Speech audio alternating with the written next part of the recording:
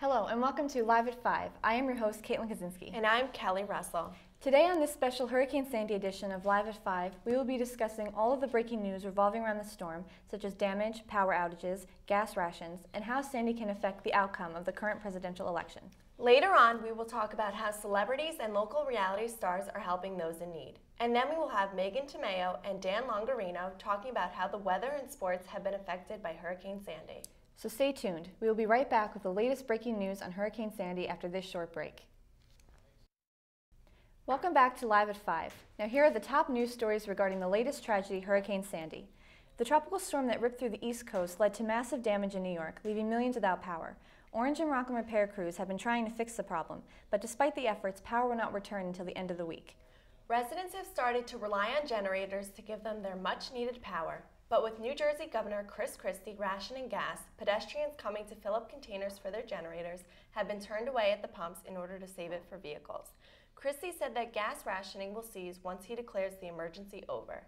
While New York and all of Rockland were devastated by the storm, New Jersey residents along shorelines seem to have suffered the worst. Tourist attractions like boardwalks in Seaside Heights and Belmar were demolished, as well as amusement parks, arcades, and restaurants. The state of New Jersey has been reported to have suffered $50 billion worth of property damage.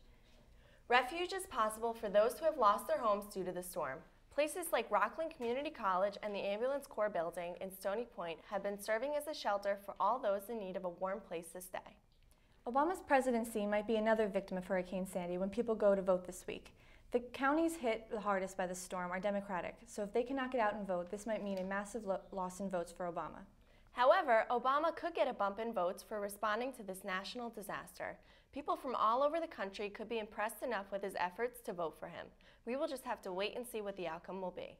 Well, those were the latest news stories on Hurricane Sandy. We will be right back with Meghan to see how the weather has been holding up since the storm. Thank you, ladies. Hello, my name is Meghan Tomao, and I will be presenting you today's weather. Now with today's weather, which is 36 degrees, the humidity 56%, and the wind 4 miles per hour in the northeast. Today is partly cloudy with temperatures reaching in the mid-30s. Sunrise is at 6:33 a.m. and sunset is at 4:45 p.m. In case of another storm, here's 3 steps to prepare for another Hurricane Sandy. Have a disaster supply kit so you are ready for any emergency. 2, develop a plan for what you and your family will do before disaster strikes. And 3, stay informed during severe weather any way you can. And for your 5-day forecast, Wednesday is a high of 39 and a low of 32 with 90% chance of precipitation and 25 mile per hour winds. Looking at rain, snow showers, and wind in the nighttime. Thursday is 42 degrees and a low of 34 with 30% chance of precipitation and 28 mile per hour winds. Friday, a high of 51 and a low of 38 degrees, no precipitation, and 10 mile per hour winds. Saturday, a high of 54 and a low of 42 with no precipitation and 3 mile per hour winds. Now get out those winter jackets, it's getting very cold out there, quick. Thank you, I'm Meghan Tomao, and now back to Kaitlyn and Kelly in the studio. Our next segment will discuss how the pop culture community is reacting in the aftermath of Hurricane Sandy. Many people have reached out to the stars of MTV's hit show, The Jersey Shore, asking how they're going to help Seaside Heights, New Jersey, the town that made them famous. The town was hit badly during the hurricane. The famous shore house managed to survive the storm with little damage. MTV is bringing the cast together for a live special to urge audiences to do their part to help. But they aren't the only ones helping. The Real Housewives of New Jersey bombshell Melissa Gorga, a native of Toms River, New Jersey, has been volunteering at a local high school turned shelter, packing supplies for needy families. Famous tri-state areas Bruce Springsteen, Billy Joel, and many others came together for a concert benefiting relief efforts for those affected by the hurricane. The concert raised over $23 million for the American Red Cross. In addition, cell phone users are encouraged to text 90999 to donate $10 to the American Red Cross. Many larger corporations like Walmart and PepsiCo have donated truckloads of needed items to victims both on Staten Island and at the Jersey Shore. November 5th was ABC's Day of Giving, where audiences were encouraged throughout the day to help those impacted. It raised over $15 million. He may seem cold, but Simon Cowell showed his kindness when he donated $25,000 to the relief fund. We now turn to Dan for a look at how the sports community is contributing in the wake of Sandy.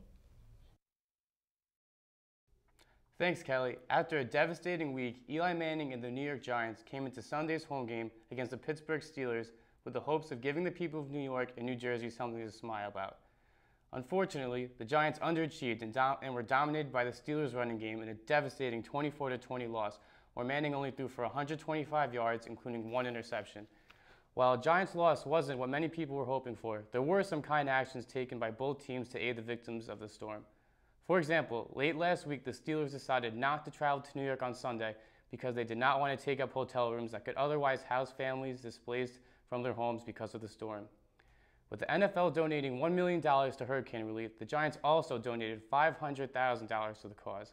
Eli Manning also was filmed visiting residents and businesses in the hard-hit city of Hoboken to raise awareness for rebuildinghoboken.org. Even after the loss, the Giants still sit at first place of the NFC East with a 6-3 record and look to rebound next week against the Cincinnati Bengals. I'll let you guys know how that game goes next time, but for now, I'll send you back to Kaitlyn and Kelly. Well, thanks again for watching this Hurricane Sandy edition of Live at 5. I'm Kaitlyn Kosinski. And I'm Kelly Russell. I'm Meghan Tomao. And I'm Dan Longarino. Tune in tomorrow at the same time for the latest happenings in sports, weather, and news. Good night, everyone.